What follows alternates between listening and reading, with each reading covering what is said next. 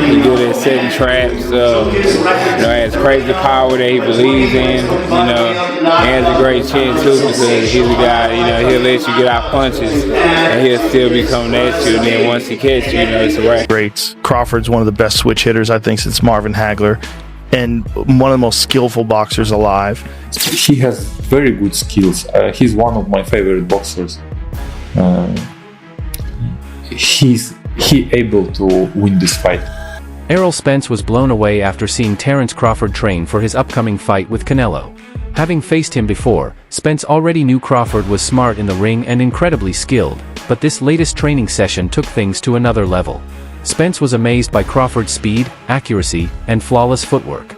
He described him as looking like a machine, fast, powerful, and completely focused. In Spence's words, this version of Crawford is more dangerous than ever, and Canelo would be making a big mistake to take him lightly.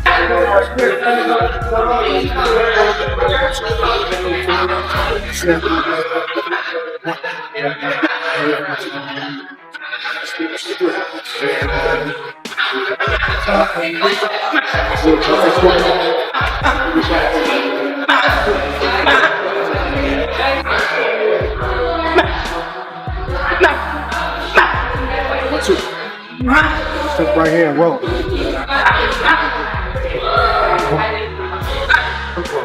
When Terence Crawford looked back on his fight with Errol Spence, the respect between both champions was obvious. Crawford, known for his smart and calm approach in the ring, explained that his strategy is all about slowly breaking down his opponents. He studies them, stays patient, and then strikes with powerful combinations when the time is right. Spence hit. He didn't hit that hard. But he never caught you that clean. That was probably the best shot he landed. No, he caught me a couple of times, but I was surprised at how hard he didn't hit. Really? Given that everybody say, oh, he's a big puncher, he's this. I think he's just a volume puncher. I think he just wears opponents down. Just wear them down. I don't think, he has a one punch knockout. He have power, but it's not like, boom, sleep. I think it's like bam, oh, boom, boom, boom, boom. And then he just wear you down. Right. Yeah. That is a difference, right? Because if you look at his career, you never seen him like knock nobody out with one punch. You never see him, dropping nobody with one punch. You always see him like wearing them down. That's why he goes so hard to the body, because he want to wear you down. Then once you get tired and once your body start weakening, everything started weakening. And those little punches that wasn't hurting start hurting. Former world champ and boxing analyst Chris Algieri gave a sharp take on the differences between Terence Crawford and Canelo Alvarez. He pointed out that Crawford consistently controls his fights and rarely loses command in the ring. On the other hand, Canelo has had moments where he was clearly outmatched, most notably in his loss to Dimitri Bivol, who used his size, jab, and discipline to take over the fight. Algieri's view highlights that Crawford, even while moving up in weight, brings a skill set built on control, adaptability, and precision, qualities that have historically given even top fighters like Canelo serious problems. As Crawford, who do you think can be the boss that night? When you talk about these two guys, you talk about two guys, number one, you can't boss me around. Two guys, you can't even look at me a certain way without me feeling some type of way. These guys now have set their sights on one another. Crawford and Canelo Alvarez. Obviously, we know the weight difference, but we've seen Crawford looks like he's coming up slowly to that weight class and kind of acclimating himself in real time. How do you see that fight playing out? We're still pretty far away from that fight, and I'm going to hold my complete analytics on that, but I'll tell you this. Contrast and compare, maybe not a pick. But I'll tell you this. I've seen Canelo pushed around. I've never seen Terence pushed around. So if we're talking about who's going to be the boss, I've never seen anyone boss Terence Crawford. I've seen Canelo get bossed. So that psychologically, when you think about that, and this is a fight where I flip-flop on both guys because there's so many good points. Yeah, but he's 168. Yeah, but it's Terence Crawford. He's undefeated. Well, yeah, no, this guy's beating this, but stylistic, even he hits him on the arm. There's so many different things you can talk about. But from a psychological standpoint, who's fresher, who's meaner, who wants it more? That's going to come into play. As a boxing fan, how much fun is it to see those two attitudes come together? It's kind of like the unstoppable force versus the immovable object getting ready to collide. I've worked a lot of Canelo fights. The Canelo fight weeks are great. He plays to the crowd really well. His fans are awesome. I'm thinking about the Caleb Plant situation. I'm thinking about the Billy's Joe Saunders situation. When he gets When he gets that in his head that, you know, he's got an extra chip, he becomes a really dangerous man. Veteran boxing analyst Max Kellerman offered a fair and insightful comparison between Terence Crawford and Canelo Alvarez. He acknowledged that both fighters bring unique strengths to the ring, but based on recent form and overall skill, he gives Crawford the slight edge. Kellerman pointed out Crawford's sharp timing, ability to fight from both stances, and rising knockout power as major factors in his favor. While Canelo remains a top-tier fighter, Kellerman noted some decline in his movement and aggressiveness. He did, however, mention Canelo's size advantage could make a difference during close exchanges. Still, when considering speed, precision, defense, and adaptability, Kellerman believes Crawford looks like the more complete and sharper boxer right now. But overall, I have to say Crawford. If you go down the list and ask me about tactical advantages, most of them are Crawford. What Canelo has is size, and as a result, physical strength and punching power.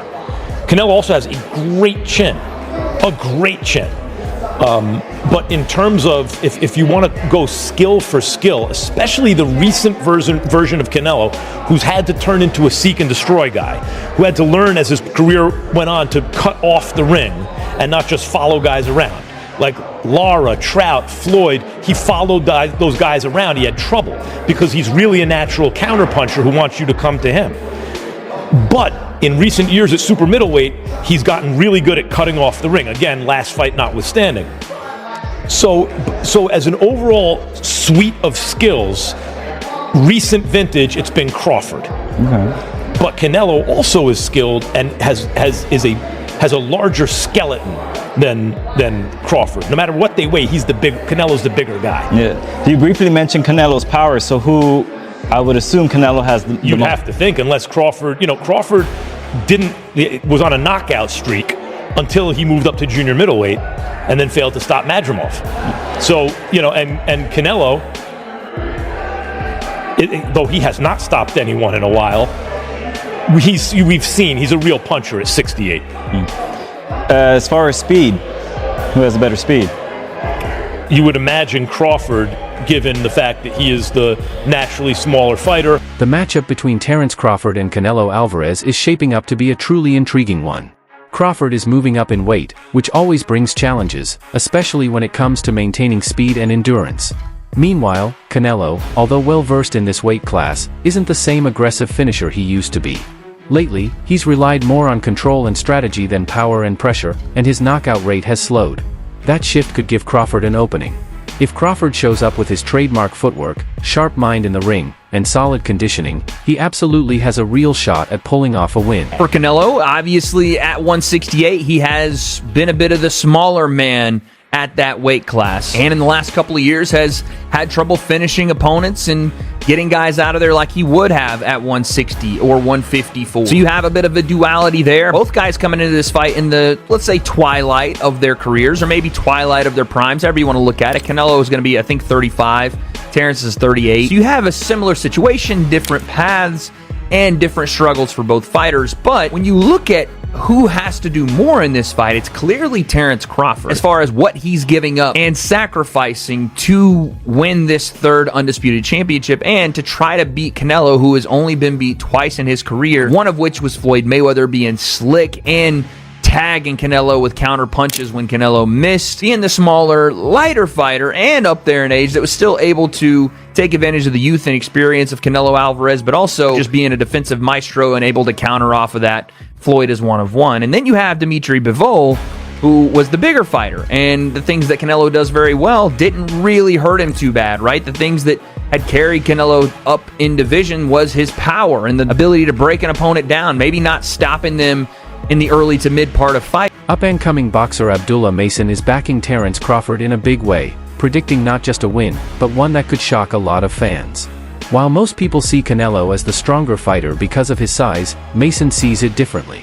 He believes Crawford's real strength comes from his timing, angles, and pinpoint accuracy, tools that can create serious power even without added weight.